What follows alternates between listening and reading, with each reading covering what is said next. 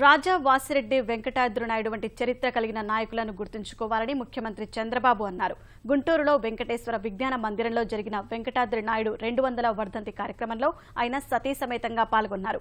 ఈ కార్యక్రమానికి సుప్రీంకోర్టు న్యాయమూర్తి జస్టిస్ జాస్తి చలమేశ్వర్, సభాపతి కోడెల శివప్రసాదరావు, ఉపసభాపతి మండలి బుద్ధప్రసాద్ హాజరయ్యారు. రాజా వాసిరెడ్డి వెంకటాద్రి నాయుడుపై రచించిన పుస్తకాన్ని చంద్రబాబు ఆవిష్కరించారు.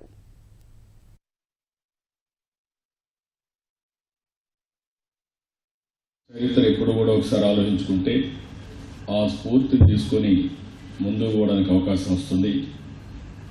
చాలామంది పుడుతూ ఉంటాం, చాలామంది చనిపోతూ ఉంటారు, కొంతమంది మాత్రం చరిత్రలో స్థిరస్థాయిగా మిగిలిపోతూ ఉంటారు. అలాంటి వ్యక్తుల్లో రాజా వెంకటాద్రి నాయుడు గారు ఒకరని చెప్పి కూడా నేను మీకు తెలియజేస్తున్నాను.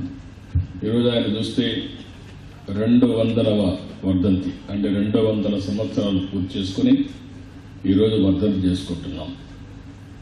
అంటే 200 సంవత్సరాల ముందు చనిపోయినా ఆయన ఈరోజు మనం గుర్తు చేసుకోవడం కాకుండా ఆయన ఆ రోజు చేసిన పనులన్నీ మళ్ళీ ఒకసారి చర్చనీయాంశం చేస్తున్నాం, చర్చించుకుంటున్నాం. ఆ స్ఫూర్తిని తీసుకుని మళ్ళీ మనందరం ఏ విధంగా ముందుకు పోవడం కోసం ప్రయత్నం చేస్తున్నాం.